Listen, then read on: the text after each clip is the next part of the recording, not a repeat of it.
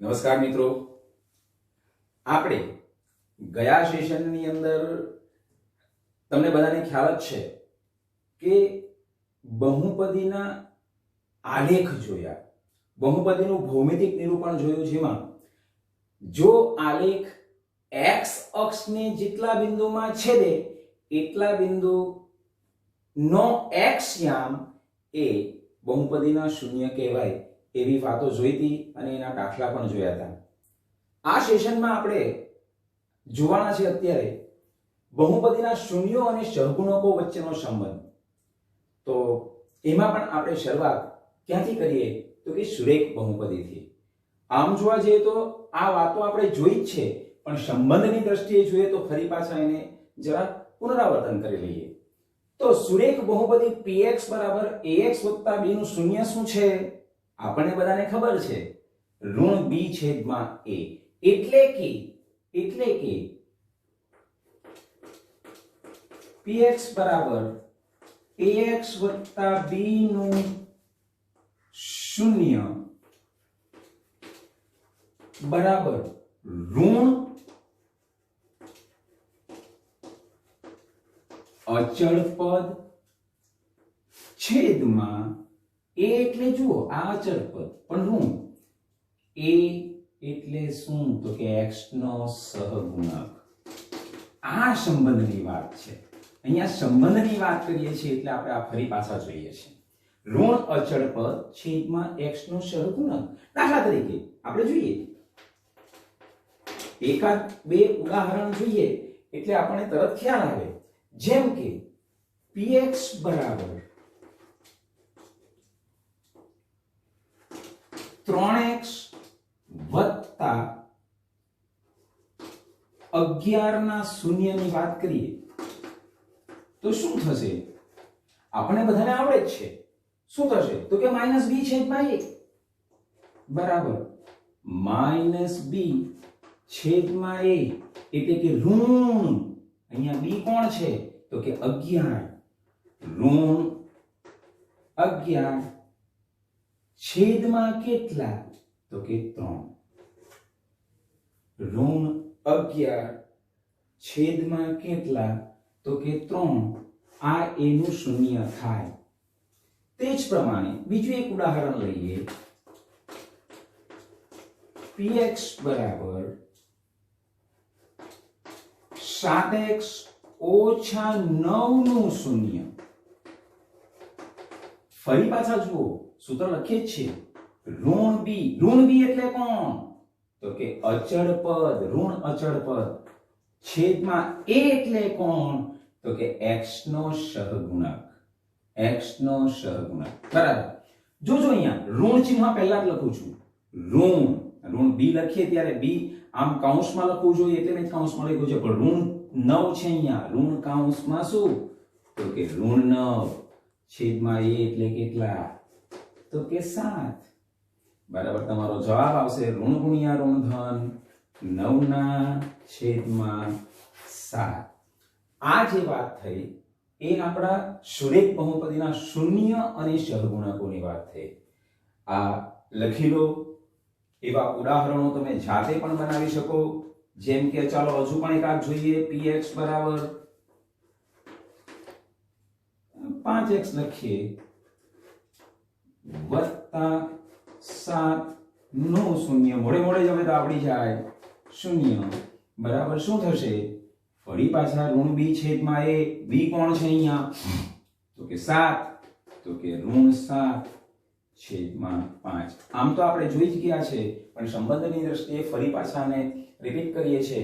તો આ લખી લો અને પછી આપણે દ્વિઘાત બહુપદીના શૂન્યોની વાત કરીએ.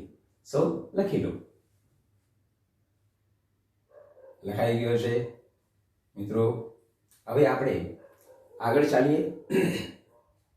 દ્વિઘાત બહુપદી px બરાબર ax નો વર્ગ વત્તા bx વત્તા c ના શૂન્યો. એક્ચ્યુઅલી દ્વિઘાત બહુપદીના શૂન્યો અને સહગુણકો વચ્ચેનો સંબંધ આપણે મેળવવા જઈ રહેલા છે, પરંતુ તે સંબંધ મેળવવા પહેલા આપણે શૂન્યો તો મેળવીએ.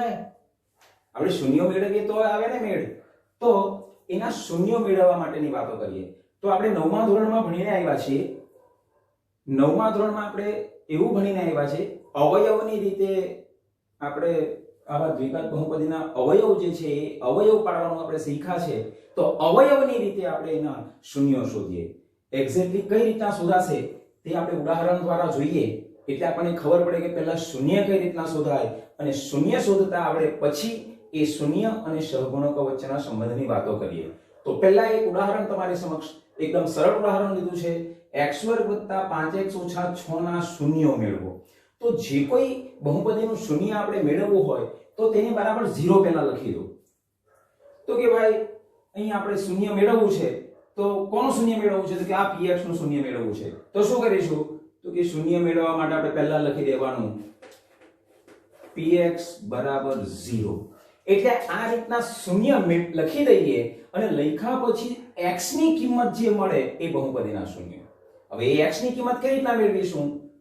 તો કે અવયવની રીતે જોઈએ કેમ કેમ થશે px બરાબર 0 લખી દઈએ અહીંયા px બરાબર 0 લેતા આપણે શૂન્ય મેળવવાનું હોય તો px બરાબર 0 લેતા એમ લખીએ એટલે આપણે જોઈએ શું થશે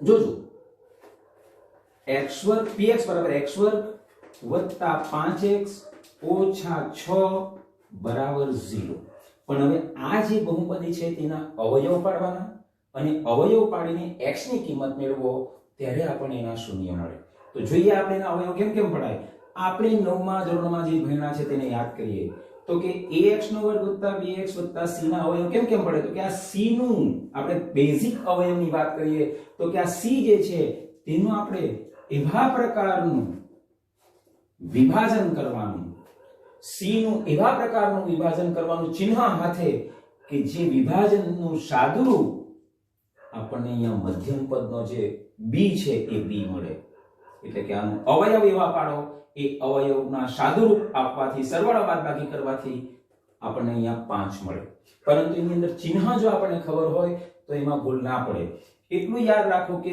આ ઋણ ચિહ્ન જે છે અહીંયા આપણે ગુણાકાર કરીશું તો ગુણાકારમાં શું આવે તો કે ધન ગુણ્યા ઋણ બરાબર ઋણ એટલે બે અવયવ તમારા એવા હોવા જોઈએ કે જે ધન ગુણ્યા ઋણ એક ધન હોય અને એક ઋણ હોય તો બીજી બાજુ એક ધન અને એક ઋણ એટલે અસમાન ચિહ્ન હોય તો બાદબાકી થાય એટલે એવા અવયવ પાડવાના કે જેની અંદર બાદબાકી થશે અને જવાબ આવશે 5 અને તે પણ ધન મોટો અવયવ ધન બે અવયવ પાડશે તેમાં મોટો અવયવ ધન હશે જોઈએ આપણે તો આમ જોવા જઈએ ને તો 3 નું 6 આપણને પાડવાનું તરત આવડી જાય પણ અહીંયા ધન 3 ને ઋણ 2 કરીએ તો શું થશે 3 નું 6 ઋણ 6 થઈ જાય પરંતુ 3 માંથી 2 જાય તો 1 આવે એટલે આ જે અવયવ આપણે પાડીએ આ જે વિભાજન કરીએ તે ન ચાલે કયું ચાલે તો કે 6 એકા 6 એમાં +6 અને -1 6 માંથી 1 જશે તો કેટલા આવશે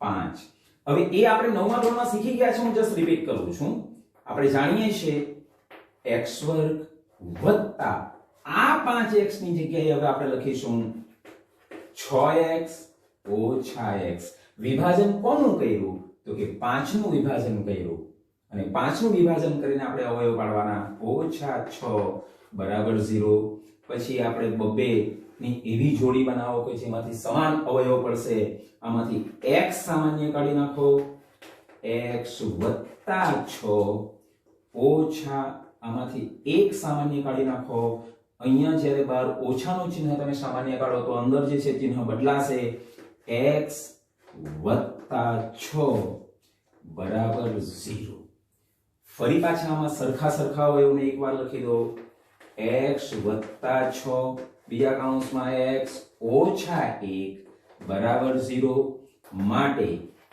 x + 6 બરાબર 0 અથવા x - 1 બરાબર 0 માટે x બરાબર -6 અથવા x બરાબર 1 આ તમારા જે x ની કિંમત આવે એ બહુપદીના શૂન્ય એટલે આ બહુપદીના શૂન્ય કયા તો કે બહુપદીના શૂન્યો કયા બહુપદી px બરાબર x² + 5x +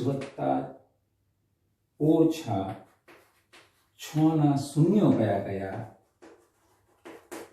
બરાબર -6 અને 1. એક બીજી વાત કરવી હતી, આ તમે એકદમ ટૂંકી રીતે પણ શોધી શકાય. અને આપણે એક વાત બીજી પણ જોઈ છે કે દ્વિઘાત બહુપદીના વધારેમાં વધારે શૂન્યો કેટલા? તો કે 2. દ્વિઘાત બહુપદીના વધારેમાં વધારે શૂન્યો કેટલા? તો કે 2.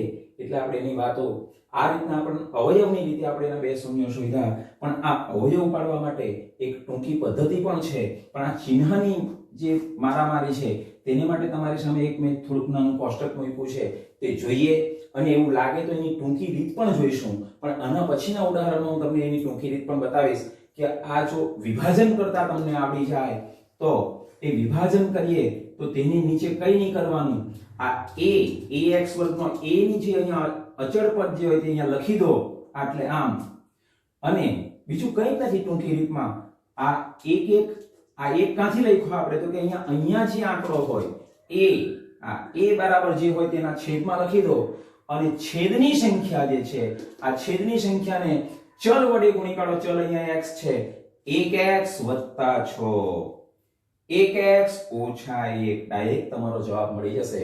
એવી ટૂંકી રીત આપણે જરાક જોઈશું, પણ તે પહેલા મારે આ તમને કહેવું છે કે આના અવયવ કેમ કેમ પાડવા જરાક ઝડપથી જોઈ લઈએ. આ 9માનો મુદ્દો છે, પણ જરા રિપીટ કરી લઈએ. તો એટલું યાદ રાખો, તમારે ax² + bx + c ના અવયવ પાડવા છે. તો અહીંયા એને હું ગણું છું આ પ્રથમ પદ, મધ્યમ પદ અને અંતિમ પદ. એ રીતના મેં અહીંયા એને ઉલ્લેખેલું છે.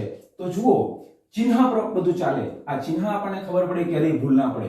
અંતિમ પદ ગુણ્યા a એટલે કે c ગુણ્યા a પહેલા કરી દો. અહીંયા -6, અહીંયા કઈ નથી એટલે -6 ગુણ્યા 1 છે. આ બીજું કઈ નથી. -6 ગુણ્યા અહીંયા કઈ નથી એટલે 1 છે. c ગુણ્યા 1, -6 ગુણ્યા 1 બરાબર -6. તો તે રીતના એ જો ચિહ્ન ધન હોય, અહીંયા ઋણ છે, એ જો ચિહ્ન ધન હોય, મધ્યમ પદ પણ જો ધન હોય, તો એટલું યાદ રાખવાનું કે આ જે આવનારા અવયવો છે તે બંને કેવા હોય? ધન ધન. અને ધન ધન અવયવ હોય તો સરવાળો થઈને જ તમારું વચ્ચેનું પદ મળે. આ બેનો સરવાળો થઈને જ તમને મધ્યમ પદ મળે. ધન ધન સમાન ચિહ્ન, સરવાળો. તે જ રીતના અંતિમ પદ ગુણ્યા a, c ગુણ્યા a, આ c ગુણ્યા a ધન હોય, પણ મધ્યમ પદ વચ્ચેનું પદ જો ઋણ હોય, એટલું યાદ રાખવું. તો બંને અવયવ પાછા મળશે કેવા? ઋણ. કેમ? તો કે ઋણ ગુણ્યા ઋણ બરાબર ધન. એ આપણને ખબર છે, ઋણ ગુણ્યા ઋણ બરાબર ધન થાય, અને વચ્ચેનું પદ ઋણ સમાન ચિહ્ન સરવાળો, અને તે ઋણ તમને મળે. ટૂંકમાં એટલું યાદ રાખો કે c ગુણ્યા a જો ધન હોય તો અવયવ કેવા મળશે? સમાન. એ સમાન કાં તો ધન હોય કાં તો ઋણ હોય, પણ એ હાની પર આધાર રાખે? તો કે મધ્યમ પદ પર આધાર રાખે. મધ્યમ પદ ધન ધન ધન, મધ્યમ પદ ઋણ ઋણ ઋણ. તે જ રીતના અંતિમ પદ ગુણ્યા a, c ગુણ્યા a એટલે કે આ આપણે ઉદાહરણ જોવાના છે. c ગુણ્યા a જો ઋણ હોય, એટલું યાદ રાખવાનું, c એ ગુણ્યા a જો ઋણ હોય તો અસમાન અવયવ જ આવે. અસમાન અવયવ, ઋણ ઋણ અસમાન અવયવ. પણ તેમાં પણ પાછી વેરાયટી. જો વચ્ચેનું પદ ધન હોય તો મોટો અવયવ ધન અને નાનો અવયવ ઋણ. એટલે કે મોટો અંક જે છે એ ધન અને નાનો અંક છે ઋણ. મોટામાંથી નાનો બાદ કરો એટલે તમારું પદ મધ્યમ પદ મળી જાય. તે જ રીતના જો મધ્યમ પદ ઋણ હોય તો શું? તો કે મોટો અવયવ જે છે એ ઋણ અને નાનો અવયવ જે છે એ ધન. અને આ રીતના આ કોષ્ટક જો તમે યાદ રાખો તો આ અવયવના જે વિભાજન કરવાનું છે એ વિભાજન તમને સરળતાથી આવડી જાય. હું માનું છું ત્યાં સુધી આ તો આપણે 9મા ધોરણમાં ભણ્યા છે, પરંતુ એના શૂન્યો અત્યારે આપણે શીખ્યા છે. હજુ શૂન્ય અને સહગુણકો વચ્ચેના સંબંધની વાત આપણે જોવાના છે, પણ તે છતાં પણ હજુ પણ મારે એક ઉદાહરણ આવું ગણાવવું છે. પણ તે પહેલા તમે આ લખી લો, પછી આપણે બીજું ઉદાહરણ જોઈએ. સો પ્લીઝ લખી લો. લખાઈ ગયો છે. આપણે બીજું ઉદાહરણ જોવાના આવે, અને એમાં પણ આપણે શૂન્ય જ મેળવવાના, પરંતુ અહીંયા સેજ ડિફરન્ટ એમાં મેં ઉદાહરણ લીધું છે. આપણે શૂન્ય શોધવાનો પ્રયત્ન કરીએ એટલે આપણે જરા વધારે પાકા થાય આપણા પુનરાવર્તનની અંદર. 2x² - 3x - 9 ના શૂન્ય મેળવો. px બરાબર દ્વિઘાત બહુપદીની વાત કરીએ છીએ. આમ તો બીજા પછી ઉદાહરણો જોઈશું, પરંતુ આપણે સંબંધ મેળવવા માટેની વાત જાણવા પહેલા શૂન્ય શોધવા આપણને આવડવા જોઈએ. 2x નો વર્ગ ઓછા 3x ઓછા 9 ના શૂન્ય મેળવવા માટે આપણે શું કર્યું કે px બરાબર 0 લેતા, 2x નો વર્ગ ઓછા 3x ઓછા 9 બરાબર 0. યાદ કરો, હમણાં જ આપણે જોયું હતું તેમાં શું કરવાનું તો કે આ c જે છે c ગુણ્યા a બેનો ગુણાકાર કરવાનો. -9 ગુણ્યા 2 બરાબર થશે કેટલા? -18. આ -18 નું વિભાજન કરીને એવા અવયવ શોધવાના, -18 નું વિભાજન કરીને એવા અવયવ શોધવાના, એવા બે તમારા અવયવ મેળવવાના કે જેનો સરવાળા બાદબાકી કરીને -3 આવે. પણ સરવાળા બાદબાકી શબ્દ બોલું છું ત્યારે આપણને ખબર છે કે આ ચિહ્ન કેવું છે? a ગુણ્યા c ઋણ છે. અહીંયા આપણે કોષ્ટકમાં આપણે જોયું હતું કે ઋણ હોય ત્યારે શું તો કે અસમાન અવયવ પડે. કેવા? અસમાન. હવે એ અસમાન અવયવ પડે તો પાકું, પરંતુ મોટો અવયવ કયો અને નાનો અવયવ કયો? તો મધ્યમ પદ જો ઋણ હોય તો મોટો અવયવ ઋણ અને નાનો અવયવ ધન. ટૂંકમાં બાદબાકી કરશું અને 3 લાવવું પડશે.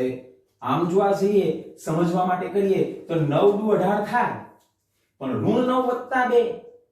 -2 અસમાન ચિહ્ન બાદબાકી કરો તો -7 આવે.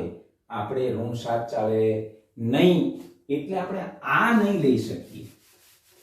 તો ફરી પાછા વિચારો, 6 તારી આધાર -6 વત્તા 3 શું થશે તો કે અસમાન ચિહ્ન બાદબાકી -3 આવી જશે. આ જે વસ્તુ થઈ એ આપણે વિભાજન કરતા જો આપણને આવડી જાય તો અવયવ બહુ ઝડપથી આવડી જાય. આપણે આગળ ચાલીએ. માટે 2x નો વર્ગ આ 3x નું વિભાજન કર્યું છે આપણે -6x વત્તા 3x બરાબર 0. બબેની જોડી બનાવી દો. શું લખવાનું રહી ગયું? -9 બરાબર 0. બબેની જોડી બનાવી દો. ઓકે, આપણે આગળ ચાલીએ તો શું થશે? 2x સામાન્ય નીકળશે. 2x એટલે 2 ગુણ્યા x ગુણ્યા x અને અહીંયા 2 ગુણ્યા 3 ગુણ્યા x. જે સરખા અવયવો તે સામાન્ય નીકળે તો અહીંયા 2x x આ સમજવા માટે છે, ખાલી આ લખવાનો મુદ્દો નથી, પણ તમને સમજ પડે એટલા માટે મૂક્યું છે. તો 2x સામાન્ય નીકળે તો બાકી શું રહી જશે? અહીંયા x ઓછા 3 વત્તા x ઓછા 3 થઈ ગયા, વત્તા આમાંથી શું સામાન્ય નીકળશે તો કે 3x ઓછા 3 બરાબર 0. ઓકે, આપણે આગળ ચાલીએ. હવે આમાં પણ સમાન અવયવને એકવાર લખીએ ને બાકીનાને બીજી વાર લખીએ. બાકી શું રહી જશે તો કે 2x વત્તા 3 બરાબર 0. માટે તમારો જવાબ આવશે શું?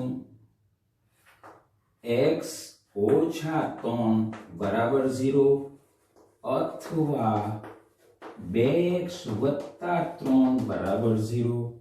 આ 3 ને આ બાજુ લઈ લો. x બરાબર તમારો જવાબ આવશે 3 અથવા 2x બરાબર -3, x બરાબર 3 અથવા x બરાબર -3 ના છેદમાં 2.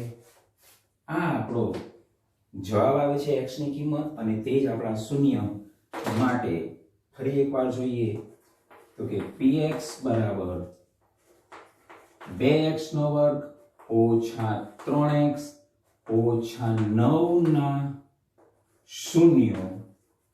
આપણે કયા મેળવ્યા ભાઈ તો કે 3 અને -3/3 છે. મારે જરાક એની સાથે બીજી એક વાત કરી લેવી છે. તમને ટૂંકી રીત જે તમને વાત કરી ત્યાંની આગળના ઉદાહરણમાં તેને અહીંયા સમજાવવાનો પ્રયત્ન કરીએ કે તમારો આ પદ જે છે તે કેમ કેમ આવી જાય. તો સમજી લો, આપણે આટલું જો જાણીએ છીએ ટૂંકી રીત.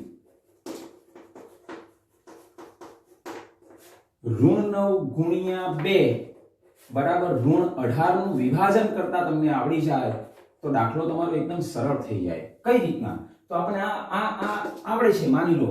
શું થશે? તો કે -6 અને +3. બસ આટલું જો આવડી જાય તો ડાયરેક્ટ એના અવયવ જ તમને આવડી જાય. આ બધી ચીકણી ચૂપડી વાતમાંથી દૂર થઈ જાય ને ડાયરેક્ટ અવયવ પણ આવડી જાય. જો તમારે કોઈક વાર સમય ઓછો હોય તો આવો ઉપયોગ કરી લે આવી પદ્ધતિનો તો ચાલી જાય. કઈ રીતના? તો જોઈએ. આટલું તમને આવડે છે. હવે એટલું યાદ રાખો, જે કઈ અવયવ આપણા પડ્યા છે તેના છેદમાં x ના વર્ગનો સહગુણક લખી દો. એટલે કે a જે છે તે લખી દો. અહીંયા a કોણ છે? તો કે 2. હું માનું છું ત્યાં સુધી સમજ પડે છે. હવે 2 લખી દા. એનો મતલબ અહીંયા હું લખું છું ટૂંકમાં શું? તો કે a ની કિંમત મૂકવી છેદમાં. છેદમાં કોની કિંમત મૂકવી? a ની કિંમત મૂકવી. બસ તમારું કામ પૂરું થઈ ગયું. પછી શું કરવાનું? તો કે અંશ અને છેદમાં જેટલું કંઈ ઉડે એટલું ઉડાડી દો. અંશ અને છેદને અવિભાજ્ય કરી નાખો. તો જો ઉડે તો ઉડાડો, નહીં ઉડે તો વાંધો નથી. આમાં ઉડતું નથી તો નહીં ઉડાડો. છેદ ઉડાડવાની જરૂર નથી. આ ઉડે છે. 2 એકા 2, 2 તારી 6. આટલું ઉડાડતા જો તમને આવડી જાય તો પછી શું કરો? તો કે છેદની સંખ્યાને, આ પહેલું કામ કર્યું, છેદમાં એની કિંમત મૂકી દેવી. આ પહેલો મુદ્દો તમારો. બીજો મુદ્દો શું? કૌંસમાં લખું છું. શું? તો કે છેદના અંકને ચલ વડે ગુણી. ચલ અહીંયા કોણ છે? તો કે x વડે ગુણી તેમાં અંશની કિંમત ઉમેરવી. બસ આ તમારા અવયવ પડી ગયા. અહીંયા 1 છે, જેમ કે અહીંયા 1 છે. છેદની કિંમત કઈ છે? તો કે 1x, એટલે 1 લખતા નથી. એમાં અંશની કિંમત ઉમેરવી. અંશ કેટલા છે? તો કે -3 -3. બીજો અવયવ છેદના અંકને 2 ને એમાં અંશની કિંમત ઉમેરી દો +3. એટલે આ તમારા અવયવ પડી ગયા. જુઓ, આ અવયવ પાડવા માટેની એક ટૂંકી રીત તમારી સમક્ષ મૂકી હતી. x - 3 2x - 3. તમારે આ બધી વાતોમાં નહીં પડે અને સીધો તમને આ જો આવડતું હોય તો તમને આ આવડી જાય. એટલા માટે તમારી સમક્ષ મૂક્યું છે. આ લખી લો, પછી આપણે આગળ વધીએ. લખી લો. લખાઈ ગયું? તો આપણે જરા આગળ વધીએ. એક ઉદાહરણ હજુ જોઈએ અને તે તમારી પુસ્તકની અંદર પણ આ ઉદાહરણ છે, એટલે આપણે એને જરા જોવાનો પ્રયત્ન કરીએ અને પછી સંબંધોની વાત આપણે જોઈશું. 2x² - 8x + 6 ના શૂન્યો મેળવો. શૂન્ય મેળવવાની હોય તો px = 0 લેતા. શું થશે? જોજો. 2x² - 8x + 6 = 0. વન્સ અગેન આમ જોવા જાય તો આપણે પહેલી નજરે એવું દેખાય કે 6 નું 12 કરો તો તમારું 12 નું વિભાજન કરીને 8 લાવવા પડે તો પણ જવાબ આવવાનો જ છે. પણ અહીંયા એક જરાક સેજ હજુ પણ જો થોડી બુદ્ધિ લગાડીએ કામે તો અહીંયા પણ 2, અહીંયા 8 = 4 × 2 અને 6 = 3 × 2. બધામાંથી દરેક પદમાંથી 2 સામાન્ય નીકળે છે. તેને જો આપણે કાઢી નાખીએ પહેલા અવયવ પાડતા પહેલા 2 કૌંસમાં x² - 4 × 8x 4x + 3 × 6 = 0. આ બે ખરેખર ગુણાકારમાં છે. તેને જો આ બાજુ લઈ આવો તો શું થશે? શું થશે? તો કે 0/2 એટલે 0 થઈ જશે. ખરેખર અહીંયા લખીએ કે જો 0/2 લાવો તો એ 0 જ થઈ જવાનું ને. એટલે માટે તમારો જવાબ આવવાનો x² - 4x + 3 = 0. અહીંયા છેલ્લું પદ ધન છે અને વચ્ચેનું પદ ઋણ છે. સમાન અવયવ અને તે પણ કેવા? બંને ઋણ. +3 નું વિભાજન કરો. તમારો જવાબ શું આવશે? તો કે 3 × 3. પણ 3 × 3 કેવા? ઋણ ઋણ. ઋણ ગુણ્યા ઋણ બરાબર ધન. 3 ગુણ્યા ઋણ 1 બરાબર ધન 3 અને ઋણ સમાન ચિહ્ન છે એટલે સમાન ચિહ્ન છે એટલે ઋણ 3 અને ઋણ 1 સરવાળો ઋણ 4. આ રીતના તમારું કામ થશે. છેદમાં કઈ નહીં લખો, અહીંયા કઈ છે તો ટૂંકી તમને ખબર જ પડી જશે. અહીંયા એક એક જો લખો તમે તો હું છેકી નાખીશું કે તો જવાબ તમારો કયો આવવાનો, x ઓછા 3 x ઓછા 1. પણ આપણે સમજીએ નહીં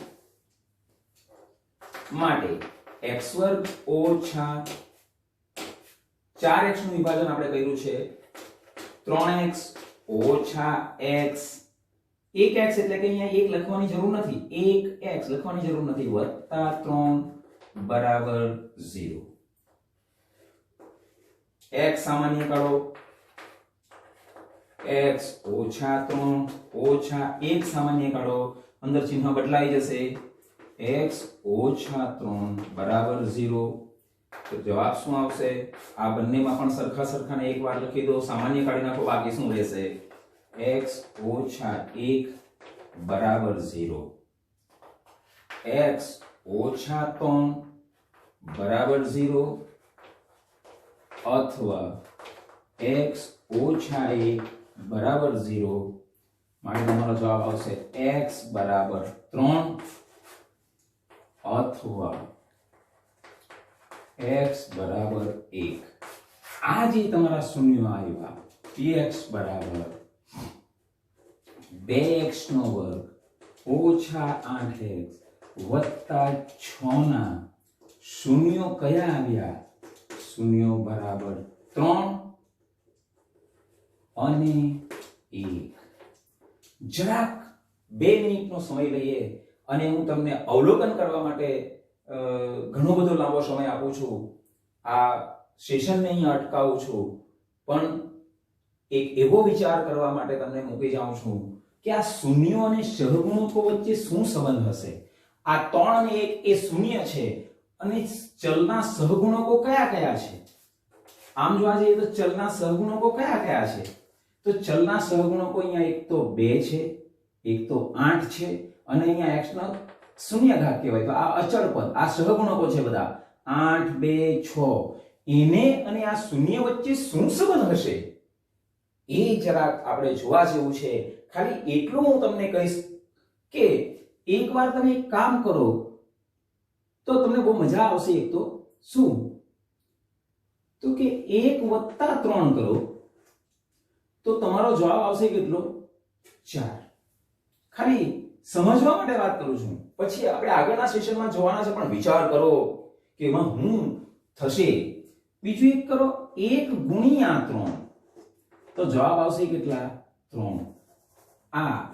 આ બાબત ઉપર વિચારવા જેવું છે કે આ 4 અને 3 જે જવાબ આવ્યા છે તમારા શૂન્યોનો સરવાળો, આ જે શૂન્ય આવ્યો છે એ શૂન્યોનો સરવાળો 4 થાય છે અને શૂન્યોનો ગુણાકાર થાય છે 3. એને ચોક્કસ પ્રકારના આ સંબંધ સાથે લાગે વળગે છે. એ સંબંધની વાત આપણે હવે પછીના સેશનમાં જોઈશું. એટલું પાકું છે કે અહીંયા જ્યાં અટકો છું ત્યાંથી હું શરૂઆત કરીશ, પણ અહીંયા તમે વિચાર કરી જુઓ તો બહુ મજાનો મુદ્દો આવશે. આ 4 જે આવ્યા છે તે કેમ કેમ આવ્યા હશે? તો જરાક ખાલી સમજીએ કે 8 ભાગ્યા 2 કરે તો 4 આવે કે? બીજું 3 આવ્યા તો 6 ભાગ્યા 2 કરે તો આવે કે? તો કે હા. તો આવી કંઈક વાતો આપણે હવે પછીના સેશનમાં જોવાના છે, જેને આપણે કહીશું શૂન્યો અને સહગુણકો વચ્ચેનો સંબંધ. દ્વિઘાત બહુપદીના શૂન્યોના સહગુણકોની વાત કરીશું. અહીંયા આપણે અટકીએ છીએ. આ લખી લો અને લખ્યા પછી આપણે આપણું સેશન આજનું પૂર્ણ કરીએ છીએ અને હવે પછીના સેશનની અંદર આપણે જોઈશું દ્વિઘાત બહુપદીના શૂન્યો અને સહગુણકો વચ્ચેનો સંબંધ. પણ એને માટેની જે પૂર્વ ભૂમિકા છે એ તમે ચેક કરો તો તમને પણ આવડી જશે. નમસ્કાર મિત્રો, આજે આપણે આ લખ્યા પછી આજનું સેશન, અત્યારનું સેશન પૂર્ણ કરીએ છીએ. હવે પછીના સેશનમાં પાછા મળીશું.